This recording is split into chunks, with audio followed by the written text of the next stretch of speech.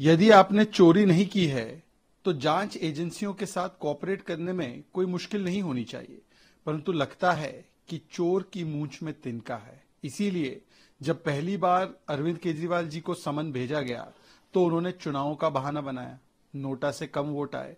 दूसरी बार समन भेजा गया तो विपासना का बहाना बनाया।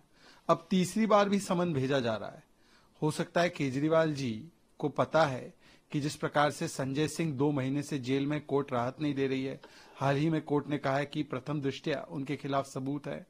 मनीष सिसोदिया सुप्रीम कोर्ट तक चले गए, 10 महीने से बेल नहीं मिल रही है, राहत नहीं मिल रही है। सुप्रीम कोर्ट ने कहा है कि 338 करोड़ का मनी ट्रेल दिख रहा है। विजय नायर 1 साल से जेल में है, उनको भी राहत नहीं मिल रही है। तो हो सकता है जो किंगपिन है शराब घोटाले के अरविंद केजरीवाल, उनको पता है कि उनके कृत्य क्या है।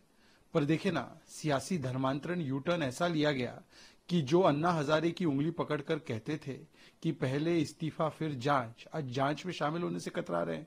और किसकी संगत में है? लालू प्रसाद यादव की और डीएमके के पौन मुड़ी की, जो करप्शन के लिए कन्विक्ट हो चुके हैं। आज केजरीवाल जी, सवाल आपसे यही है कि क्या आप एजेंसीज के सामने पेश होंगे और आप जवाब देंगे कि ये शराब घोटाला क्यों किया, क्यों आपने पुरानी पॉलिसी वापस ले आए अगर इसमें कोई घोटाला नहीं था, 2.5% से 12% कमीशन कैसे हुआ, कैसे आपने होलसेल प्राइवेट को दे दिया, कैसे आपने ब्लैक लिस्टेड मैन्युफैक्चरिंग कंपनी को आने दिया, और कोविड के कालखंड में आपने कैसे करोड़ों रुपयों का मुनाफा शराब घोटालेबाजों को कमाने में मदद की। इन सवालों का जवाब उनको देना चाहिए, इधर उधर भागना नहीं चाहिए। कब तक भागेंगे? Sir, ED gives notice to Delhi Chief Minister Arvind Kejriwal for the third time. If you have nothing to fear, if there's nothing to hide, then you must cooperate with the investigation. But unfortunately, Mr. Kejriwal, when he was summoned first time by ED, he made bahana of elections. They got less than nota. When he was summoned second time by ED, he made bahana of Vipassana. Now the ED has called him for third time. He must cooperate with the law. These are the people who used to say during Anna Andolan that first there should be istifa and then there will be janch. Today they are running away from the janch. Is it because Mr. Kejriwal knows he's the kingpin of the Sharab Ghotala, in which Sanjay Singh has not got bail for last 2 months? Courts have said prima facie there's evidence against him. Manish Sisodia has not got bail for last 10 months. Supreme Court has rejected his bail and has said 338 crore money trail is there.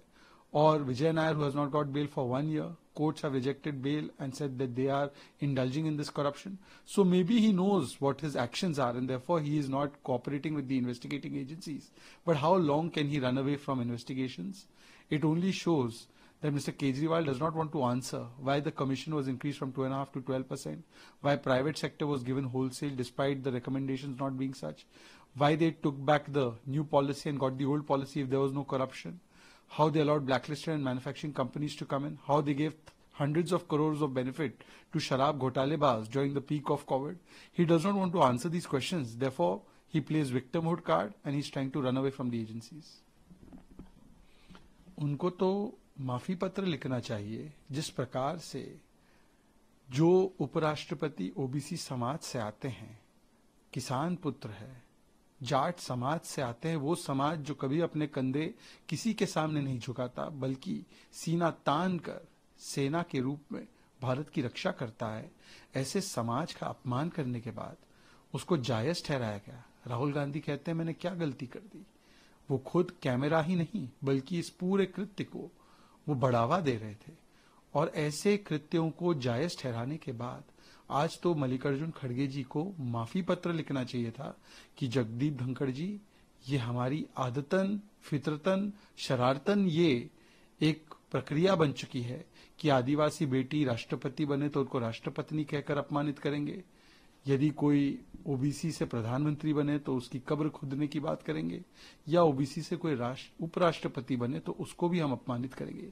ये संवैधानिक पदों का अपमान Congress party की पहचान बन चुकी है। इसके लिए उनको माफी मांगनी चाहिए थी। पता नहीं कौन सा पत्र लिख रहे हैं, उनको तो माफी पत्र लिखना चाहिए। Khadge wrote a letter to Chairman of Rajya Sabha Jagdeep Dhankad. What's the stand of BJP on that? Mr. Khadge should be tendering unconditional apology to Jagdeep Dhankad ji. I don't know what letter he has written. He should be writing apology letter that we are sorry that we have somebody like Rahul Gandhi who indulges in this kind of behavior, immature-ish and also insulting behavior towards all constitutional positions, because संविधान का अपमान has become Congress party की पहचान. Whether it is the daughter of an Adivasi Samaj person who becomes president, she's called Rashtrapatini.